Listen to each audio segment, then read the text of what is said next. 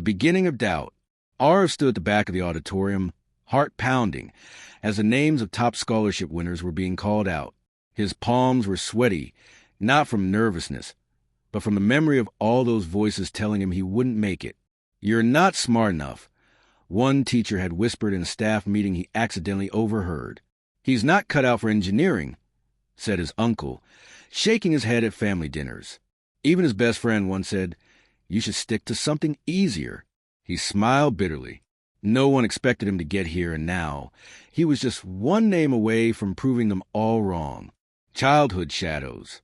Growing up in a small town, Arv was the kind of kid who asked questions no one wanted to answer. He loved breaking apart old radios, sketching diagrams, and dreaming of building machines that could fly. But he wasn't top of the class. He wasn't the gifted one. His grades were average, and he often got distracted by his ideas in the middle of lessons. Instead of encouragement, Arv received judgment. His father, a factory worker, wanted a practical future for him. "Study enough to get a steady job," he always said. "Dreaming won't feed you." His teachers rarely saw past his untidy notebooks and quiet demeanor. One time, when Arv shared a small drone prototype at the school science fair, it failed mid-flight. Laughter filled the gymnasium. "Stick to the textbooks," someone jeered. "You're not an inventor." That moment stayed with him for years. A spark that refused to die. Despite the ridicule, there was one person who never stopped believing in Arv, his grandmother, Nanny, a woman who had raised 3 children on her own. She saw something in his eyes. "Let them laugh, Beta," she'd whisper, placing her wrinkled hands on his cheeks. "The ones who change the world are always the ones who get laughed at first." She gave him her old radio and told him to fix it just for fun. He did, and that radio sat on his shelf through all his failures, a small symbol of quiet defiance. The turning point. By the time Arv reached college, the weight of doubt was heavy on his back. He got into a lesser-known engineering college through a community quota, and many saw it as a fluke. There, the ridicule didn't stop, but something changed inside him.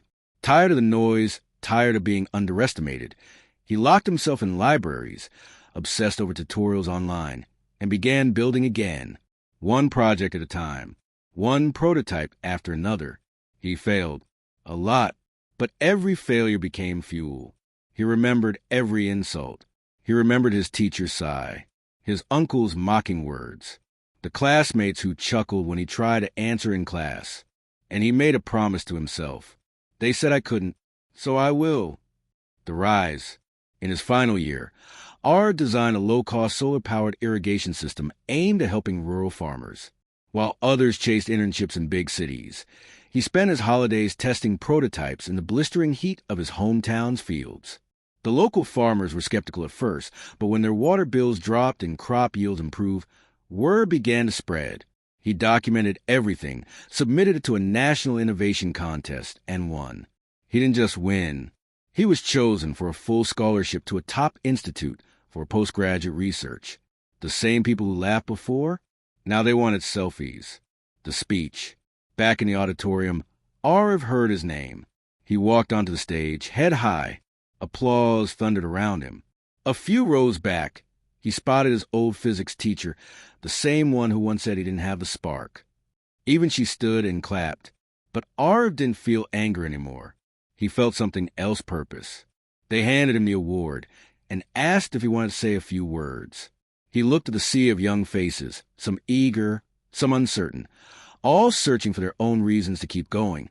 "I was told many times I was enough," he began. "Not smart enough, not creative enough, not practical enough.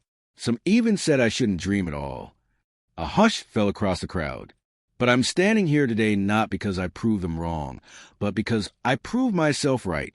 That's the only thing that ever mattered. The only thing that will ever matter for any of you." He paused. "Your journey won't be easy.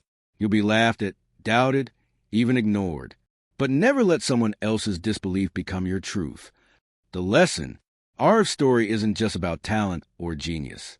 It's about grit, about rising when you're pushed down, about hearing no and choosing to say yes anyway. The people who change the world or even just their own lives aren't the ones who always succeed.